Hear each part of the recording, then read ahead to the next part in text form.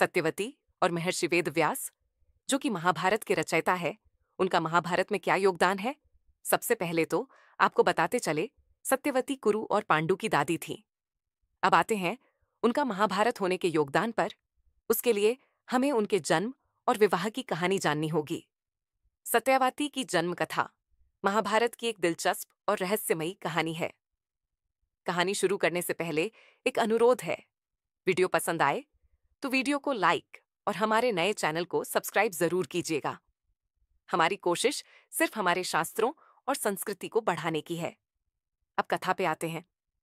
एक बार उपरिचर वसु, जो छेदी देश के राजा थे, जंगल में शिकार पर गए थे।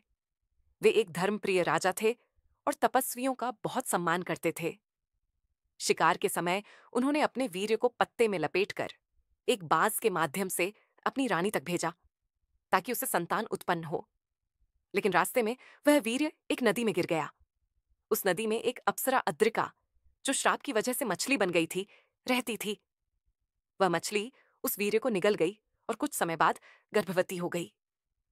कुछ समय बाद एक मछुआरे ने उस मछली को पकड़ लिया। जब मछली को चीरा गया तो उसमें से 2 बच्चे निकले, एक लड़का और एक लड़की। लड़के को राजा उपरिचर वसु ने अपने महल में ले जाकर पाला, पर लड़की सुंदर तो थी, पर उसमें मछली की बदबू आती थी। तो राजा ने उसे मछुआरे को दे दिया। लड़की को मछुआरे ने अपनी बेटी के रूप में पाला।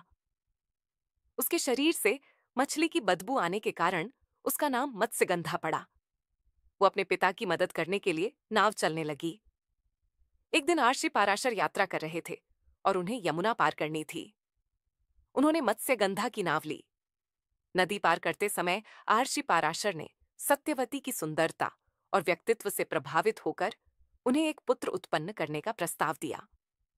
सत्यवती ने पहले इनकार किया क्योंकि वो कुंवारी थीं और समाज की दृष्टि से डरती थीं। उन्हें अपने पिता की चिंता थी, जिनकी वह सेवा करती थीं। वे नहीं चाहती थीं कि उनका यश और जीवन खराब हो। पाराशर की प्रतिज्ञा और वरदान। आर्षि पाराशर ने सत्यवती को 3 वरदान दिए। मांग, उनका कौमार्य पुनः वैसा ही रहेगा, अर्थात वह फिर भी कुंवारी रहेंगी। डू, उनके शरीर से मछली की गंध समाप्त होकर दिव्य सुगंध आएगी, जिससे उनका नाम योजन गंधा पड़ा। 3, उनसे उत्पन्न पुत्र महान नरस्य और तेजस्वी होगा और जन्म के साथ ही बड़ा हो जाएगा। सत्यवती ने आर्षि पाराशर की बात मान ली। उसी यमुना के तट पर धुएं से घिरी एक कृत्रिम रात्रि बनाई गई और वहीं वेदव्यास का जन्म हुआ।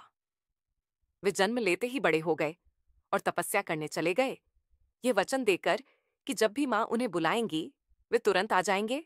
ऐसी और अच्छी घटनाओं और कहानियों के लिए लाइक और सब्सक्राइब कीजिए। बेल आइकॉन भी जरूर दबाएं। धन्यवाद।